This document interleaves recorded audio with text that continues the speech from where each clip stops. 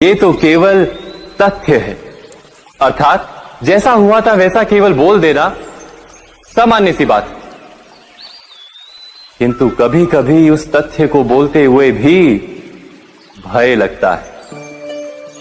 कदाचित किसी दूसरे की भावनाओं का विचार आता है मन, दूसरे को दुख होगा ये भय भी शब्दों को रोकता है। तो ये सत्य क्या है? क्या हमने कभी विचार किया है? जब भय रहते हुए भी कोई तथ्य बोलता है तो वो सत्य कहलाता है। वास्तव में सत्य कुछ और नहीं, केवल निर्भयता का दूसरा नाम है। और निर्भय होने का कोई समय नहीं होता, क्योंकि निर्भयता आत्मा का स्वभाव है। अर्थात क्या प्रत्येक क्षण सत्य बोलने का क्षण नहीं होता?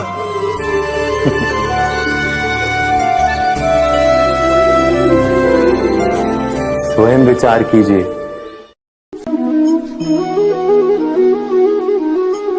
श्रेष्ठता का क्या अर्थ है?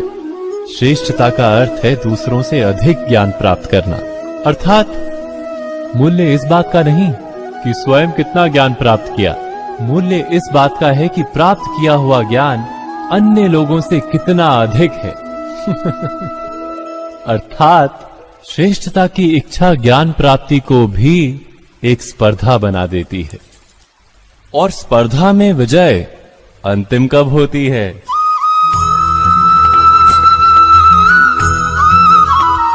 कुछ समय के लिए तो श्रेष्ठ बना जा सकता है, किंतु सदा के लिए कोई श्रेष्ठ नहीं रह पाता। फिर वही असंतोष, पीड़ा और संघर्ष जन्म लेता है। किंतु श्रेष्ठ बनने के बदले यदि उत्तम बनने का प्रयत्न करें तो क्या होगा?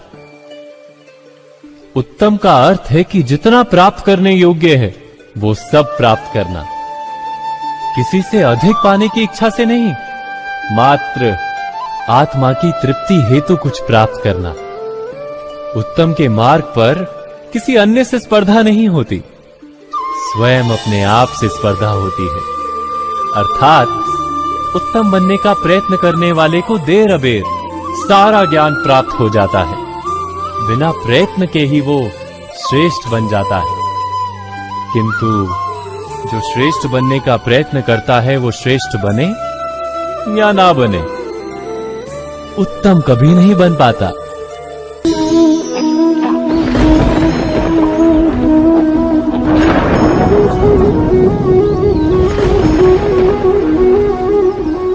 सपनों और पूर्वाभासों के आधार पर हम भविष्य के सुख दुख की कल्पना करते हैं। भविष्य के दुख का कारण दूर करने के लिए हम आज योजना बनाते हैं।